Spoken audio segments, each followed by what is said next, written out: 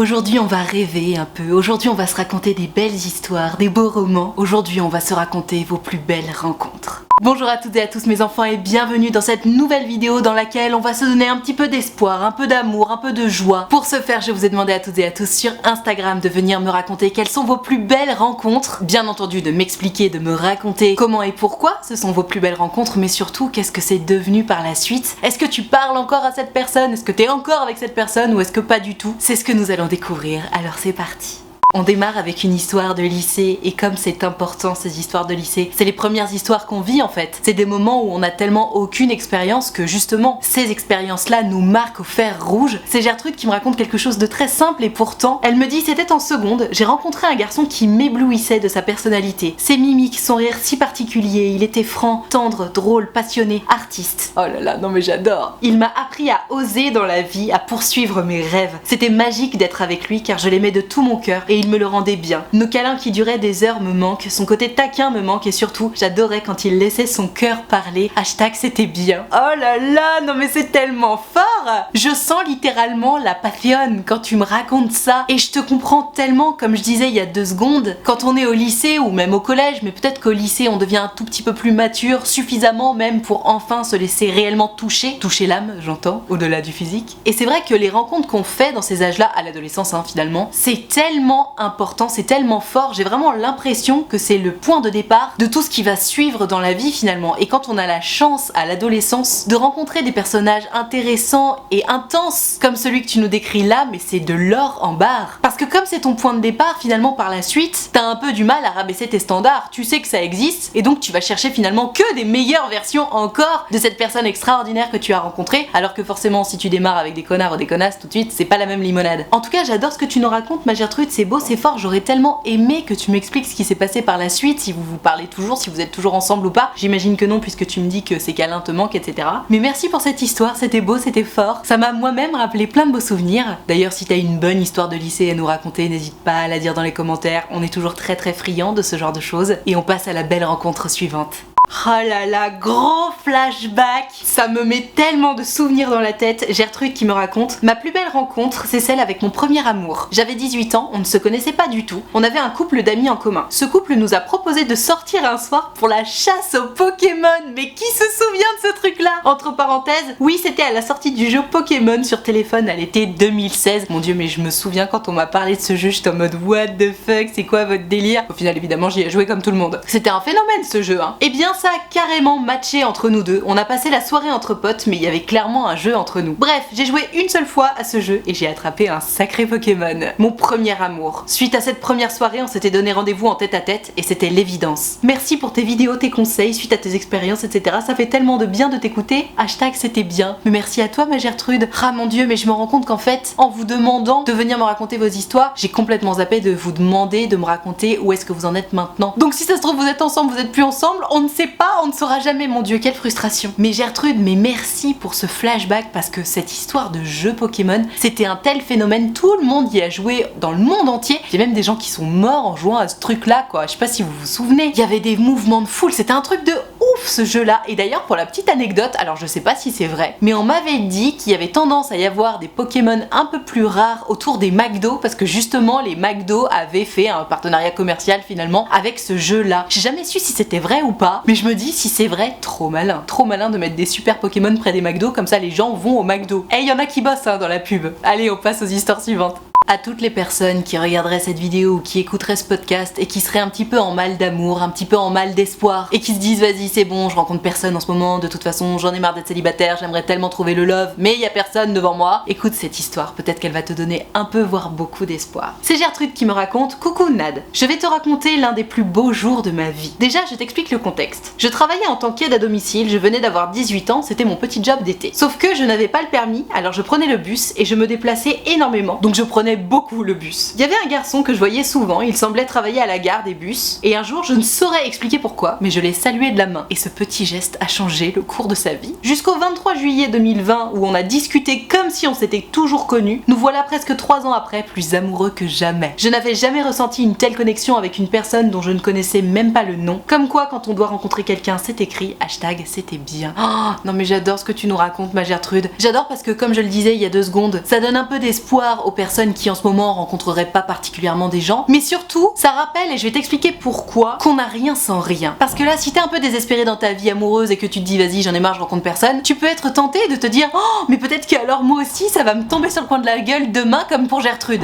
Et oui, il y a du vent près de chez moi. Mais attention, Gertrude ça lui est pas tombé dessus comme ça. Comment ça se fait qu'elle ait rencontré ce jeune homme, Gertrude? Déjà elle avait un petit job d'été, donc elle s'occupait. Elle n'était pas là à rien faire de son temps, et l'air de rien c'est hyper important. Comme elle était occupée, elle bougeait beaucoup. Comme elle bougeait beaucoup, elle a croisé souvent ce jeune homme, et surtout il y a eu un peu d'audace parce qu'elle a osé lui faire un signe de la main. Ça peut paraître bête hein, mais c'est ce que je dis très souvent, notamment dans mes vidéos sur la séduction, la drague, etc. Oui, à un moment donné, il va falloir oser faire un premier pas. Mais le premier pas, ça veut pas forcément dire aller voir l'autre et lui dire salut, tu veux sortir avec moi? T'es pas obligé de passer de 0 à 100. Gertrude, elle voyait ce garçon régulièrement, et d'ailleurs c'est ouf parce que tu nous racontes que tu sais même pas comment ni pourquoi tu lui as fait un signe de la main. Moi je vais te dire comment et pourquoi. Sans doute qu'il y avait déjà des eye contact depuis un petit moment, et donc t'avais l'impression qu'il y avait une petite connexion déjà, et tu l'as senti en fait, et tu l'as juste fait naturellement. Alors ça c'est le top du top. J'imagine que tu dois pas non plus trop être de la team timide pour avoir osé faire ton petit signe de la main, parce que on se rend pas compte, et cette image est beaucoup trop surexposée, mais pour certaines personnes faire juste un signe de la main c'est genre l'Everest, tu vois. Donc bravo malgré tout pour ce courage ma Gertrude, mais merci surtout pour cette leçon de vie que tu nous donnes, parce que tu nous prouves finalement qu'en se tenant occupé, en ayant des petits boulots ou même juste un boulot, en sortant de chez soi finalement, et en ayant un tant soit peu d'audace, on peut tout à fait trouver l'amour de sa vie. Merci donc pour cette histoire et longue vie à votre amour. On ne vous souhaite que du bonheur bien évidemment.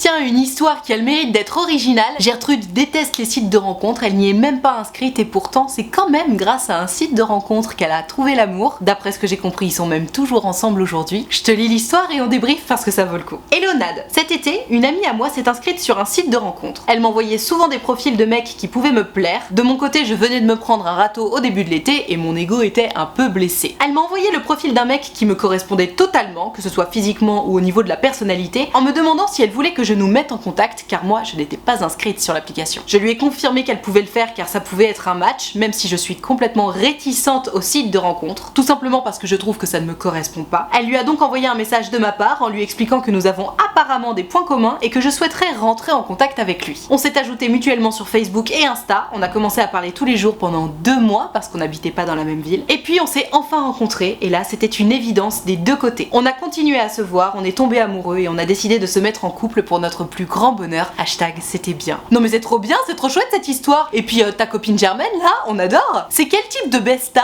ça, qui en même temps qu'elle cherche l'amour, a toujours une petite pensée pour toi en se disant ok lui je pense qu'il pourrait plaire à ma meilleure copine Gertrude, vas-y je lui envoie le profil. Non mais j'adore. Et comme quoi tu vois ma Gertrude, j'entends, les sites de rencontres c'est pas fait pour toi, t'aimes pas ça, etc. Malgré tout, tu leur dois quand même l'amour de ta vie. Enfin l'amour de ta vie, en tout cas l'amour actuel de ta vie. Tu me diras moite-moite entre l'application de rencontre et ta super copine Germaine qui a fait le boulot aussi quand même, mais je trouve ça génial, d'autant plus que, disons-le, vous avez quand même eu du pot, parce que quand tu m'expliques que Germaine, elle est tombée sur le profil d'Alphonse et qu'elle t'a dit tiens regarde, je pense qu'il pourrait te correspondre, ok elle connaît ton style physiquement, mais à quel moment elle s'est dit que vous pouviez avoir des points communs? Alors je me doute bien qu'il y a une histoire de description, etc., mais quand même, elle a vraiment eu le nez creux, hein, ta copine Germaine. Moi j'adore ce genre d'histoire, j'adore ce genre de copine, et puis ça donne de l'espoir encore une fois. Donc toi qui regardes cette vidéo ou qui écoute ce podcast, si jamais, comme Gertrude, t'es pas très branché site de rencontre, mais qu'un de tes potes ou qu'une de tes copines est branchée sur un site de rencontre, tu peux peut-être faire comme notre amie Gertrude et rappeler à tes BFF que si jamais tu trouves un profil qui pourrait m'intéresser, n'hésite pas à m'envoyer son contact, on ne sait jamais, après tout. Sur un malentendu, ça peut marcher, la preuve en image. Décidément, les histoires de lycée-collège ont la cote, c'est Gertrude qui me raconte. Alphonse et moi étions amis au collège. On pouvait rester des heures jusque tard dans la nuit à parler ensemble à l'époque, et 5 ans plus tard, on a décidé de se revoir car, je cite, ce serait trop bien. On s'est donc revus et en une soirée, j'ai su qu'on allait vivre quelque chose de beau. On n'a pas arrêté de se voir depuis, 1 mois après nous étions ensemble, et ça fait maintenant près d'1 an que nous vivons une très belle histoire. Hashtag c'était bien. C'est vrai que ce genre de relation, tu sais, ces personnes qu'on connaît depuis quelques années, même si on a perdu contact, je sais pas vraiment comment ni pourquoi, parce que finalement c'est un peu absurde, mais on a cette espèce de lien de confiance immédiat quand on revoit ces personnes-là sous prétexte qu'on s'est connus il y a des années. Notamment justement pour ces personnes qu'on a rencontrées au collège, au lycée, mais c'est sans doute d'ailleurs parce que, comme on le disait tout à l'heure, quand t'es au collège, au lycée, enfin bref, quand t'es ado, jeune adulte, tu découvres un peu la vie, tu fais toutes tes expériences sentimentales, et t'es tout le temps un petit peu à cœur ouvert finalement. Donc les personnes que tu vas rencontrer, avec qui tu vas créer des liens à cette période-là de ta vie, effectivement, j'ai quand même l'impression que n'importe quand, plus tard dans la vie, si tu les les recroise, il y a cette espèce de confiance immédiate, sous prétexte que quand on était jeune, innocent, sans défense et sans expérience, on s'est fait confiance. Donc finalement tu connais ce qu'il y a de plus fragile en moi, et du coup je suis forcée de te faire confiance puisque tu connais déjà mes points faibles. C'est un peu ça l'idée, j'ai l'impression. Et c'est ultra beau de voir ce genre d'histoire. Oh, moi ça me passionne vraiment, mais ça fait fondre mon cœur. Parce que ça te ramène à cette fragilité tellement intense que t'as vécu en étant ado, et en même temps c'est transposé dans ta vie d'adulte. Et t'es là, tu fais confiance avec la même passion que celle que t'avais quand t'étais au collège ou au lycée. Oh, j'adore, non mais c'est digne d'un film. Si je pouvais, je ne prendrais que des histoires là-dessus, hein. J'adore.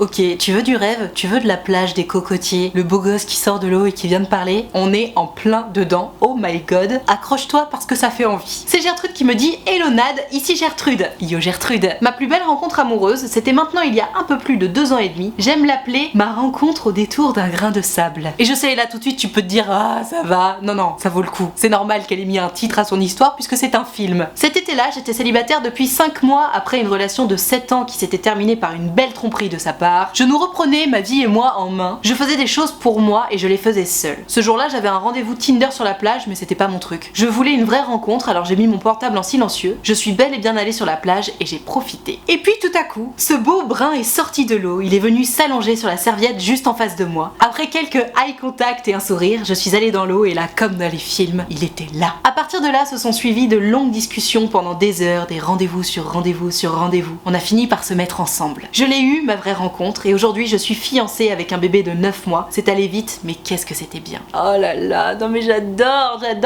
Alors juste, du coup, j'ai pas très bien compris ton histoire de rendez-vous Tinder, parce que tu me dis que ton rendez-vous Tinder c'était sur la plage, mais que c'était pas trop ton truc, du coup t'as mis ton téléphone en silencieux, mais t'es quand même allé sur la plage et t'as quand même rencontré quelqu'un, donc est-ce que t'as mis un maxi plan à ton rendez-vous Tinder, ce qui est pas très sympa, quand même, ou est-ce que c'était lui, ton rendez-vous Tinder, mais j'ai pas l'impression. Quoi qu'il en soit, moi ton histoire, je l'achète 1000 fois, hein. J'adore. Non mais tu sais combien de fois on a toutes et tous été complètement désespérés sur la plage, célibataire, le cœur meurtri, tel que tu l'étais d'ailleurs, puisque tu m'expliques quand même que tu sortais d'une relation de 7 ans après, qui s'est terminée par une tromperie, la classe. Donc j'imagine que t'étais pas en très bon état à ce moment-là. Et là, bam. Mais vraiment la comédie romantique à la française, tu sais. Le mec qui, comme par hasard, sort de l'eau, vient s'installer sur sa serviette qui, comme par hasard, était installée près de la tienne. Et comme par hasard, tu vas dans l'eau, il y est, et boum, vous discutez. Non mais j'adore. Qui ne rêve pas d'avoir la même histoire que toi, ma Gertrude? Je pense que tu donnes beaucoup d'espoir aux personnes qui nous écoutent. Et toi qui regardes ou écoutes ce contenu, sache que tu as raison d'avoir de l'espoir, déjà parce que l'espoir fait vivre, mais aussi et surtout parce que si c'est arrivé à Gertrude, il n'y a pas de raison que ça n'arrive pas aux autres. Bien que on notera quand même que, une fois de plus, Gertrude est sortie de chez elle pour rencontrer des gens. Je sais pas pourquoi aujourd'hui j'insiste sur ce point-là, enfin si, je sais très bien pourquoi d'ailleurs, parce que très souvent quand je discute de ça avec les gens, que ce soit en vidéo, en rendez-vous sur mon site utilefutile.fr ou ailleurs, les gens me disent: ah j'en ai marre, je rencontre personne, et je demande toujours: bah tu sors un peu de chez toi, tu fais des trucs, ce à quoi on me répond: bah non. Et en même temps, you get what you want. Si tu sors pas de chez toi, t'as évidemment zéro chance de rencontrer des gens. Donc qui que tu sois, si tu entends ces mots, sache que si tu as envie de rencontrer quelqu'un, si t'as envie de rencontrer l'amour notamment, mais même si t'as seulement envie de rencontrer des gens comme ça en mode random, il faut sortir de chez soi. Si tu ne sors pas de chez toi, tu ne peux rencontrer personne. Si tu rencontres personne, tu risques pas de te faire des amis et encore moins de trouver l'amour. Donc allez, hop, on sort. Même si c'est juste pour une promenade, même si c'est juste pour 5 minutes, on sort de chez soi. Déjà parce que ça fait du bien, ça aère la tête, ça aère l'esprit, et aussi et surtout parce qu'encore une fois, c'est le seul moyen de rencontrer des gens. Oh là là là là là là là là, on reste dans la romance, et quelle romance! Qui n'a jamais rêvé de ce genre de surprise? Oh là là. Je te lis l'histoire. Hello Nad, ma plus belle rencontre s'est passée il y a 2 jours. Ça fait quelques mois que je discute avec un homme sur les réseaux. Tout est parti d'un débat en commentaire qu'on a décidé de finir en MP. Depuis 3 mois maintenant, on se parle tous les jours. Je l'ai invité pour ma soirée d'anniversaire qui a eu lieu vendredi, même si je savais très bien qu'il allait pas parcourir 500 km pour une soirée avec une inconnue et ses amis. Alors, il m'a dit qu'il ne viendrait pas, ce que j'ai tout à fait compris. On parlait tous les jours depuis 3 mois, je commençais à me demander si j'avais des sentiments ou si c'était juste une dépendance à ses messages. Et quelle ne fut pas ma surprise de le voir le vendredi soir dans le bar où je fêtais mon anniversaire. Oui, il y a du vent autour de chez moi et il y a des bâches de ravalement de façade, c'est ça les bruits bizarres que tu entends. Au cas où, comme ça tu sauras. Il m'a fait la surprise et il a contacté une de mes meilleures amies pour cela. Au moment où nos regards se sont croisés, j'ai tout de suite ressenti un coup de cœur. Ça ne m'était jamais arrivé auparavant. Le feeling est passé comme si nous nous connaissions depuis toujours. Cette rencontre était digne d'un film, mais ce fut ma plus belle rencontre amoureuse. amoureuse. Et je viens d'apprendre que le coup de cœur est réciproque, hashtag c'était bien. Oh là là, non mais j'adore. Tu sais, c'est l'histoire un peu impossible où on se dit non mais vas-y, de toute façon je sais très bien qu'il viendra jamais et en même temps on parle tous les jours et je ne pense qu'à lui et j'aimerais tellement qu'il arrive comme ça par surprise et bam, it's a dream come true. On adore. Non mais moi ça me fait rêver ce genre d'histoire. Et cette image est encore un peu trop surexposée. Par contre ma Gertrude, je vais clairement jouer les rabat-joie, hein, mais 500 km. Tu vas commencer une histoire d'amour alors que vous habitez à 500 km l'un de l'autre. Et en même temps j'ai envie de te dire, de toute façon c'est trop tard, hein. Ça fait déjà 3 mois que vous discutez donc j'imagine que l'attachement est là. En plus maintenant vous êtes vus en vrai, le coup de cœur est là, qu'est-ce que tu veux? L'amour est plus fort que tout, il faut évidemment tenter cette histoire maintenant. Mais je vous souhaite que cette histoire soit douce et que la distance ne vous heurte pas trop fort parce que mon Dieu c'est tellement frustrant. En tout cas n'hésite pas à venir me donner des nouvelles de cette histoire, j'ai très envie de savoir comment ça va évoluer dans les semaines et dans les mois qui vont arriver. Et puis surtout je croise les doigts bien entendu pour que ça fonctionne entre vous. Mais ouais, donne-nous des nouvelles, j'ai absolument envie de savoir. Encore un Alphonse qui est sorti de chez lui et qui a rencontré peut-être l'amour, je te lis l'histoire. Hello Nad, j'ai rencontré une Gertrude il y a plusieurs mois dans une file d'attente. J'ai entendu une conversation qui me parlait et je me suis retournée. Entre parenthèses, pour la petite précision, c'était un festival de cinéma, donc forcément les conversations tournent autour des conférences et des séances auxquelles on a assisté. À partir de là, le courant est bien passé. On s'est revus un peu plus tard et que ce soit la première fois ou cette fois-là, je m'étais rarement sentie autant à l'aise avec quelqu'un. Je ne sais pas encore si une histoire d'amour va naître, même si j'aimerais bien. Et ce que je trouve magnifique, c'est que cette histoire peut exister par ce geste simple pour certains et à la fois terrifiant pour d'autres, aborder l'autre. Hashtag c'était bien. Ah mais je comprends trop. C'est vrai que ça peut paraître si simple pour certains et si difficile pour d'autres là-dessus vraiment, mais on n'est pas du tout égaux. Tu sais, après tout c'est vrai, t'es dans une file d'attente, on est à un festival de cinéma, t'entends la conversation à côté, évidemment que t'as quelque chose à répondre, évidemment que ça va être intéressant si tu participes au débat. Et le choix n'appartient qu'à toi d'ailleurs, de dire quelque chose ou de ne rien dire, d'entrer dans la conversation ou non, mais tout le monde n'a pas suffisamment confiance en soi pour faire ça. Donc j'ai envie de te dire bravo mon Alphonse, parce que de base ce soit facile pour toi ou pas de le faire, bah tu l'as fait et seul le résultat compte. Maintenant je me sens un peu tristoune pour toi dans le sens où tu me dis que tu espères qu'une histoire d'amour va découler de cette histoire alors que ça fait déjà plusieurs mois que vous vous êtes rencontrés. J'ai envie de te dire,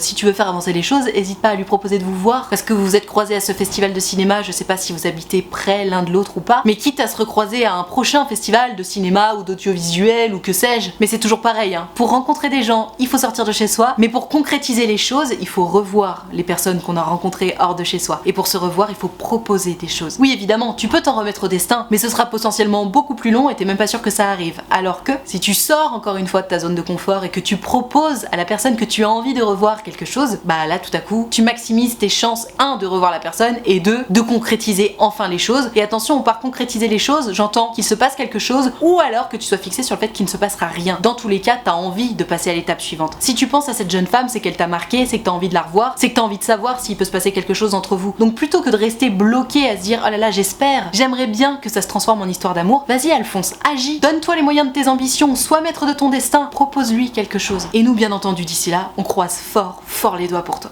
Sur cette bonne parole, je vais m'arrêter là pour cette vidéo pleine d'espoir sur vos plus belles rencontres. J'espère que ça t'a plu, que ça t'a fait rêver un petit peu. Si c'est le cas, n'hésite pas à mettre un pouce bleu, tu peux aussi noter ce podcast, tu peux bien entendu t'abonner à cette chaîne YouTube et ou à cette chaîne de podcast. Si jamais tu souhaites me raconter ton histoire d'amour, de séduction, de sexualité, de confiance en toi, de ce que tu veux, mais que ça ne passe pas en vidéo ou en podcast, tu le sais, c'est possible. Il te suffit de prendre rendez-vous avec moi sur mon site utilefutile.fr. Tu peux choisir un rendez-vous de 20 minutes ou de 45 minutes et tu peux choisir de me raconter tout ça à l'écrit, au téléphone ou en visio, selon ce que tu préfères, selon ce qui te met le plus à l'aise. Quoi qu'il en soit, si tu as envie de prendre rendez-vous avec moi mais que t'oses pas ou que t'as peur ou quoi que ce soit, sache que tu ne me déranges pas et surtout c'est toujours un grand plaisir pour moi de vous avoir en rendez-vous. Donc tu n'hésites pas, utilefutile.fr, le lien est dans la barre de description. Tout ceci étant dit, merci infiniment d'avoir suivi cette vidéo en entier ou ce podcast en entier et moi en attendant la prochaine vidéo ou le prochain podcast, je te fais des très gros bisous.